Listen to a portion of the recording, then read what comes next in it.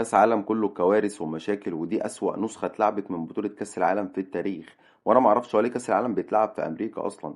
احنا من قبل البطولة ما تبدأ وما فيش اي حاجة بنسمعها عن بطولة كأس العالم غير المشاكل والازمات. المفروض ان ده حدث تاريخي بيحصل كل 4 سنين لاكبر بطولة على مستوى العالم.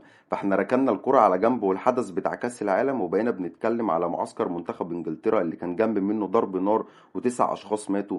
وبعد كده رحنا لمعسكر منتخب سويسرا اللي كان فيه تعابين سامة. وبعد كده رحنا للأزمة بتاعت الحكم الصومالي اللي استبعدوه من بطولة كأس العالم، قال إيه يعني شاكين فيه إن هو ممكن يكون تبع منظمة إرهابية.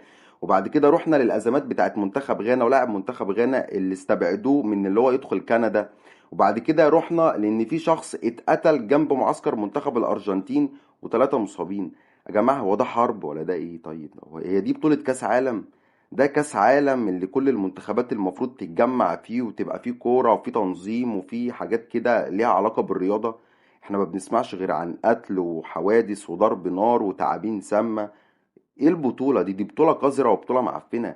هي دي امريكا بقى اكبر دولة في العالم اللي المفروض هي اللي عندها كل حاجة جميلة وكل حاجة كويسة وهي اللي المفروض تنظم وتعمل.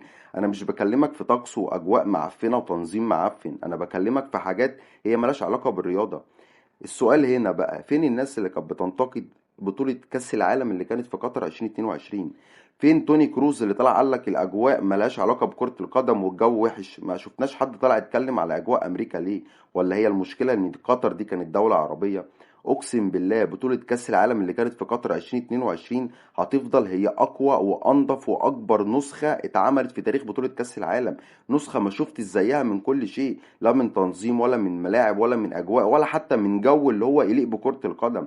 فين الناس اللي كانت طالعه تتكلم على تنظيم قطر وتقول لك اصل قطر ما ينفعش انها تنظم كاس عالم وان البطوله ما كانتش عاجباهم؟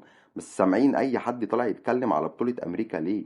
يا جماعه اقسم بالله كاس عالم ده لسه احنا بنتكلم في اول يومين بس، اقسم بالله ده في كوارث هتحصل في البطوله دي. دي اسوأ نسخه اتلعبت من بطوله كاس العالم في التاريخ اللي هي لسه بقالها يومين بادئه. احنا لسه ما وصلناش. وبعدين دي اول نسخة ب 48 منتخب، فانت لسه البطولة مطولة معاك.